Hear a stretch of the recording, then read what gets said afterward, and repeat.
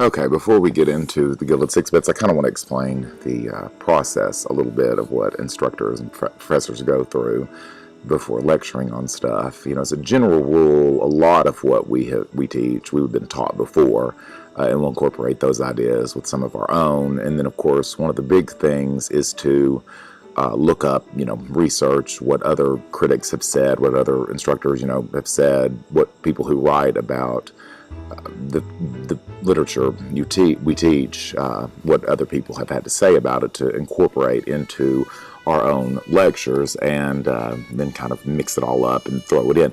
This video is going to be a little different in that I have a very different perspective on this story than anything that I could find out there. So, and one of the things is this: I was not taught this story in college. We did Sweat by Zora Neale Hurston, which you can see is available on the my website. You can get a link to that short story and read it if you'd like. And I talked about it a little bit in my video notes on Zora Neale Hurston.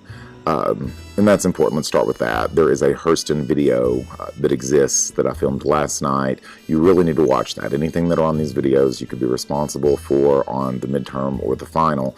So you need to be familiar with those details about Zora Neale Hurston. For instance, if I were to say, ask on the final who was the particular author had a problem with Zora Neale Hurston, then you need to know the answer to that, which we'll discuss a little bit in this video again too, actually. But or why did she die poor, something like that. Okay, so let us move into this. Again, I try my best not to waste your time with a whole lot of plot details. But this story, pretty much happy marriage, starts out fine. They're having a good time. Then guy moves to town, has a ice cream shop. The wife cheats on him, presumably because she's going to somehow get money from this. And then the husband walks in. He uses and I really like this detail to this story more than anything, how the husband uses the coin and the watch to torture his wife for what she's done. I have a story I tell in class that I won't repeat here about a friend whose husband was caught cheating, and what was done to torture him, and remind him of that constantly. But anyway, if you want it, you can call me and I'll tell you the story of that. Then of course he gives her back the stuff, kind of lets it go, and then walks up one day. She's pregnant. While chopping wood, and he stops her, says she's clearly pregnant. Of course, the question then becomes, is the child his? The child's born, looks just like him. And then we mimic the beginning, where sort of like none of this ever happened. And so you can kind of see this as very similar to the storm. I mean, this is the storm if the family had been black, if the family had, if the wife had gotten pregnant and caught, and, that kind of thing. And then the thing at the end being they stay together, and live happily ever after because of this child. And so we could read it, a very similar reading to that, but I want to look at a couple of aspects and then give you my sort of spin on it. Again, we said Richard Wright did not like Zora Neale Hurston because she did not write stories that were racially political, and I see that in the story. I see it being somewhat political, both from a race perspective and a feminist perspective. You have the idea here that, from the feminist perspective, you have Missy May, who cheats on Joe. And why does she cheat? She cheats because she thinks she's going to get something out of it. And this is kind of an interesting feminist take on this, because again, she's responsible to Joe for all of her money, and she's also responsible, she's responsible to Joe for all her money. Has to do what he sort of says, and he's responsible for giving her the money. And so again, women being responsible on men. A couple of years ago, I watched listened to a really interesting interview, I think with Camille Paglia, who's a feminist critic, and she kind of called the Girls Gone Wild videos the new feminism, right? Before, when women were hiding their bodies and burning their bras and that kind of thing, the idea that women that women use their bodies now to get what they want in a way. Sort of in that, again, the Girls Gone Wild, it was sort of this empowerment of showing off your body for money. Or using your body for money. There's also another word for that. It's called prostitution now, and that's what a lot of feminists, who would not agree with Camille Paglia here, but a lot of feminists out there say Missy May is sort of doing. She's selling her body strictly for money, because we know that Otis Slimmons is not an attractive man.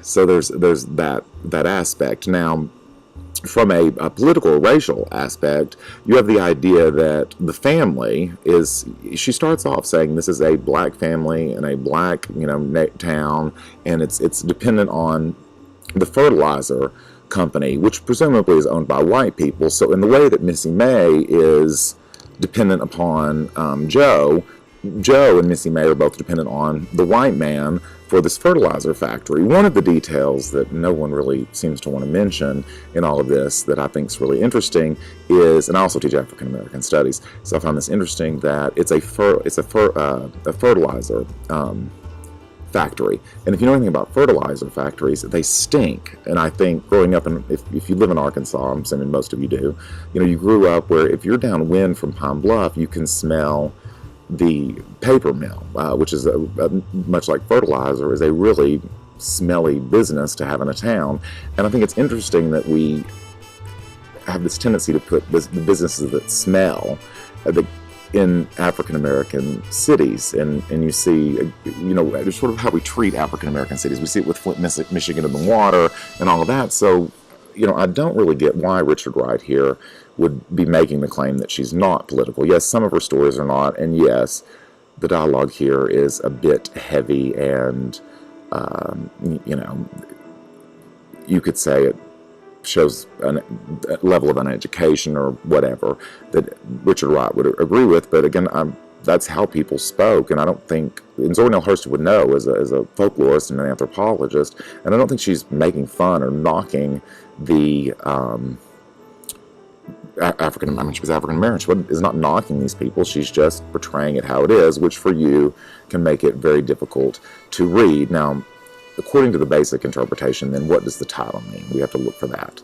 And most people say, well, things aren't what they are on the surface. She learns that, and she's tricked, and the relationship isn't what is on the surface. Everybody thinks it's happy, and all that other kind of stuff. And again, even politically, they've taken it as part of, being black on the outside, but wanting to be white on the inside.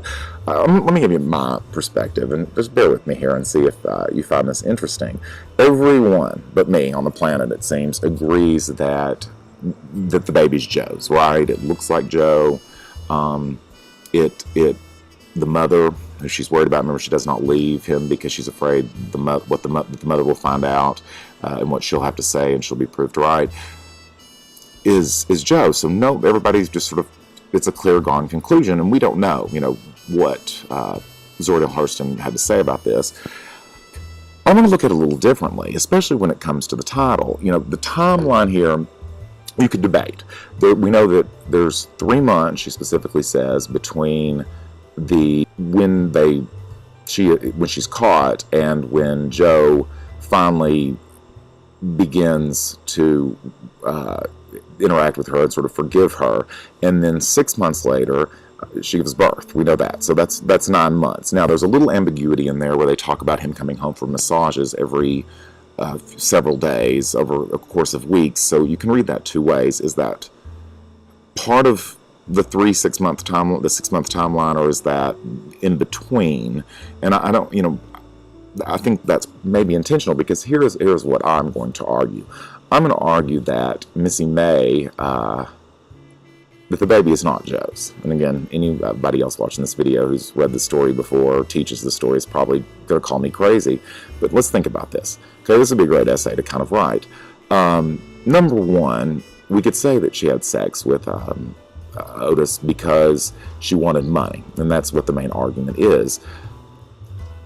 But maybe there's another motive. At this point, women would know menstrual cycles and that kind of thing. A lot of people use that kind of method to discover ovulation and when to not get pregnant. Mostly it's to avoid getting pregnant, and some people use it to try to get pregnant based on cycles.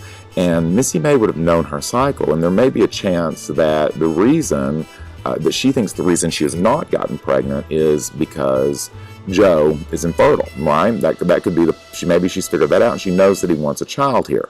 So who would be a good choice when you do this? Let's look at Otis Slimmons. We're in Eatonville, Florida, which is a fictional city, but it's a small, very small black city dependent on a fertilizer company. If you were Otis Slimmons and you were opening ice cream shops, now we know he's a bit of a con man, so we don't know how much of this is true. But, they said that he's got other shops in Memphis and I think Chicago and some other larger cities. Why would he open in Eatonville, Florida? That doesn't make a whole lot of sense. And so that would mean that he's probably not going to stick around, right? It's not going to be successful, certainly. And she probably sees that he's a schlockmeister, a con here. And so he's not going to stick around. And think about it. If you were going to have a baby, would you want to cheat with the neighbor, right? Would you want the baby looking like the milkman? Or would you want the baby to look like someone who, by the time you have the baby, is going to be long gone and forgotten? And so I think that really supports my argument. I think Missy May is aware that, I would argue here, that Missy May is aware of the problem, getting pregnant, that she has sex with Otis Slimmons because there's no other reason. I mean, he's not an attractive man. He's not, that she is aware enough to know that he'll be gone, and that she could possibly get him pregnant, and she could have a child by him that she could present to Joe as his own. Again, assuming she would not want to get caught in the first place, but she did. But I think it looks like Joe. Now, I think the biggest argument that I have that I'm correct here is the title itself, the Gilded Six Bits. We know that something that's gilded, right, looks like it's real on the outside, but on the inside, it's not real. And I would argue that title is basically chosen because the child looks like Joe on the outside, as far as everyone's concerned, but on the inside, it's not really Joe's. Okay, so is everybody following me here? If you'd like to discuss this more in this theory, give me a call. If you're someone who's not in my class watching this and thinking I'm crazy, tough. I can back this argument. I've been arguing this for close to 20 years. So think about it, and I'll see you in the next video.